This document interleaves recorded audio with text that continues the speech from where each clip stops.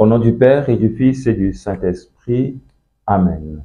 Seigneur, envoie-nous ton Esprit pour qu'il nous illumine, qu'il ouvre nos cœurs pour que nous puissions écouter ta parole et que cette parole puisse féconder nos cœurs et porter beaucoup de fruits. Amen.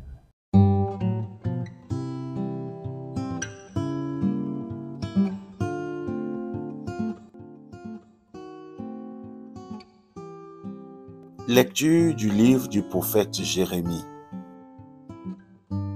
Voici venir des jours, oracle du Seigneur, où je conclurai avec la maison d'Israël et avec la maison de Juda une alliance nouvelle.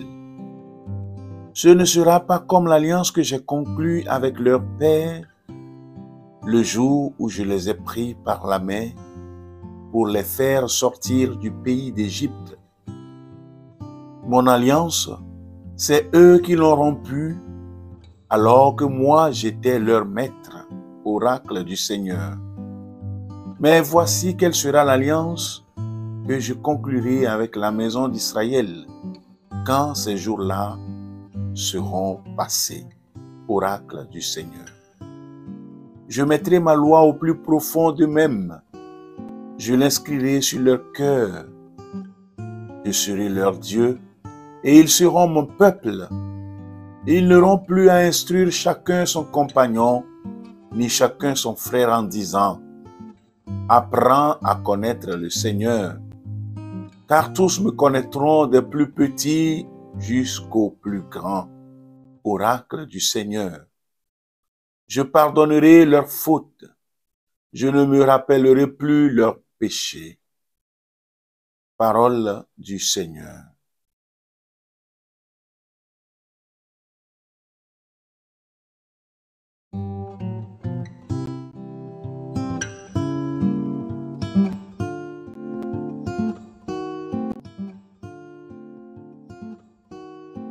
Psaume 50.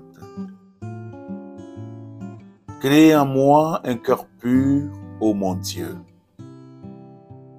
Pitié pour moi, mon Dieu, dans ton amour. Selon ta grande miséricorde, efface mon péché. Lave-moi tout entier de ma faute. Purifie-moi de mon offense. Crée en moi un cœur pur, ô mon Dieu. Renouvelle et raffermis au fond de moi mon esprit. Ne me chasse pas loin de ta face. Ne me reprends pas ton Esprit Saint. Rends-moi la joie d'être sauvé, que l'Esprit généreux me soutienne. Aux pécheurs, j'enseignerai tes chemins. Vers toi reviendront les égarés.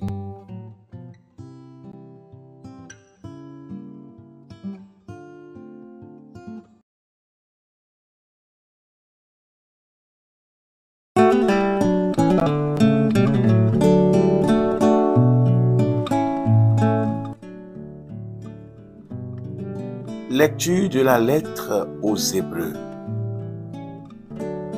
Le Christ, pendant les jours de sa vie dans la chair, offrit avec un grand cri et dans les larmes des prières et des supplications à Dieu qui pouvait le sauver de la mort.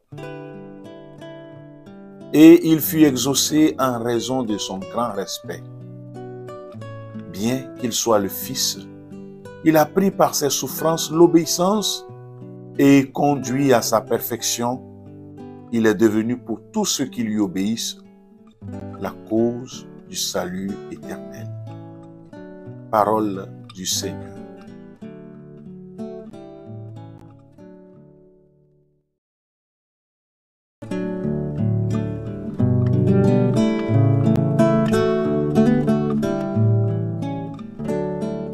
Lecture de l'Évangile de Jésus-Christ selon Saint Jean. En ce temps-là, il y avait quelques Grecs parmi ceux qui étaient montés à Jérusalem pour adorer Dieu pendant la fête de la Pâque. Ils abordèrent Philippe qui était de Bethsaïde en Galilée et lui firent cette demande. « Nous voudrions voir Jésus. » Philippe va le dire à André et tous deux vont le dire à Jésus.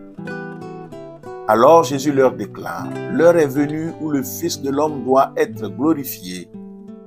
Amen, amen, je vous le dis, si le grain de blé tombé en terre ne meurt pas, il reste seul. Mais s'il meurt, il porte beaucoup de fruits. Qui aime sa vie la paix, qui s'en détache en ce monde la gardera pour la vie éternelle. Si quelqu'un veut me servir, qu'il me suive. Et là où moi je suis, là aussi sera mon serviteur. Si quelqu'un me sert, mon Père l'honorera. Maintenant, mon âme est bouleversée. Que vais-je dire? Père, sauve-moi de cette heure. Mais non, c'est pour cela que je suis parvenu à cette heure-ci. Père, glorifie ton nom. Alors du ciel vint une voix qui disait, je l'ai glorifié, je le glorifierai encore. En entendant, la foule qui se tenait là disait que c'était un coup de tonnerre. D'autres disaient, c'est un ange qui lui a parlé. Mais Jésus leur répondit, ce n'est pas pour moi qu'il y a eu cette voix, mais pour vous. Maintenant a lieu le jugement de ce monde. Maintenant, le prince de ce monde va être jeté dehors. Et moi, quand j'aurai été élevé de terre, j'attirerai à moi tous les hommes. Il signifiait par là de quel genre de mort il allait mourir. Acclamons la parole de Dieu.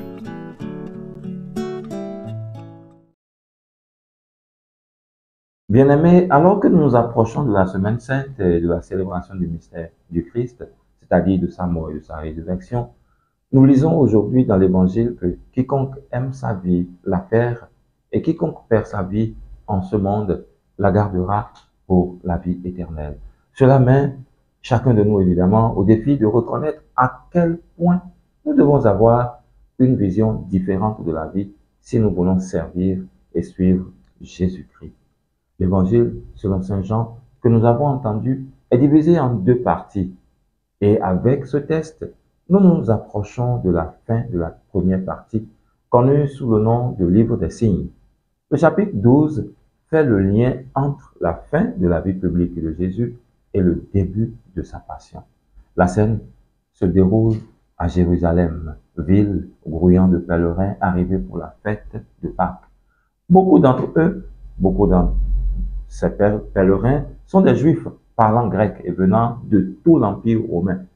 Et leur demande de voir Jésus rappelle que voir dans le 4e évangile est une autre façon de dire croire en. C'est donc une démarche de foi. Sur la croix, Jésus attire tous les hommes à lui et invite à une réponse de foi à l'amour de Dieu qu'il a manifesté.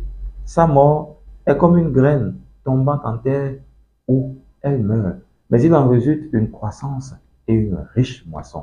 C'est la voie de l'amour. Et tous ceux qui veulent suivre Jésus doivent suivre ce chemin. Ce faisant, ils participent à la victoire ultime de Dieu sur le mal. Avec les pèlerins de l'Évangile, nous sommes également invités à dire « nous souhaitons voir Jésus » et à reconnaître que dans les événements de la Semaine Sainte, notre demande sera exaucée. Une fois de plus, Jésus se révèle à nous, non pas comme une figure lointaine du passé qui a souffert pour faire le bien, mais comme le vivant qui, dès maintenant, nous appelle à une vie nouvelle. En lui, rien de moins qu'une amitié intime avec Dieu nous est offerte. Chers frères et sœurs, il y a des choses que nous acceptons difficilement dans notre vie. Il y en a d'autres que nous n'acceptons pas du tout. Il est naturel à l'être humain de rejeter les difficultés et la souffrance. L'attitude de Jésus dans l'Évangile aujourd'hui est frappante. Tout d'abord, nous remarquons qu'il partage effectivement notre humanité lorsqu'il dit, et je cite, « Mon âme est troublée ». Et plus encore, lorsqu'il ajouta, « Que dirai-je, Père, sauve-moi de cette heure ». Cependant, Jésus va de l'avant. Il dit tout simplement, « C'est précisément pour cela que je suis venu à cette heure ». En ajoutant, « Père, glorifie ton nom ».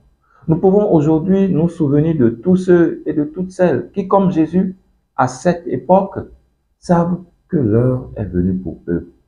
Je parle des personnes confrontées à des difficultés, à des souffrances insupportables. Par exemple, aux couples sur le point de divorcer. Par exemple, à ces personnes à la recherche d'un emploi. Aux parents confrontés au fardeau de l'éducation de leurs enfants. Aux amis qui ont décidé de rompre une relation qui leur est préjudiciable, par exemple. Nous prions Dieu de les aider à sentir Jésus faire le chemin avec eux et à se rappeler cette parole du Christ. Je cite, en vérité, je vous le dis, si le grain de blé qui est tombé en terre ne meurt, il reste seul. Mais s'il meurt, il porte beaucoup de fruits. Dans une société comme la nôtre, dans nos sociétés de façon générale aujourd'hui,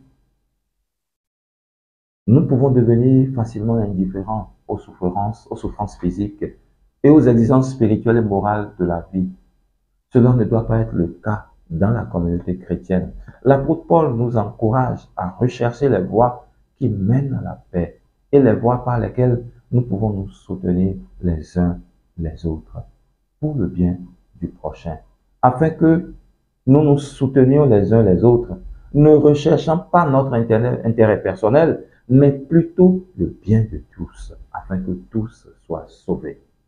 Oui, chers frères et sœurs, seul l'amour et la solidarité peuvent sauver notre monde. C'est ainsi que Jésus lui-même nous l'a montré, qu'il nous aide à être comme lui et que son esprit guide nos pas de tous les jours. Que Dieu nous bénisse.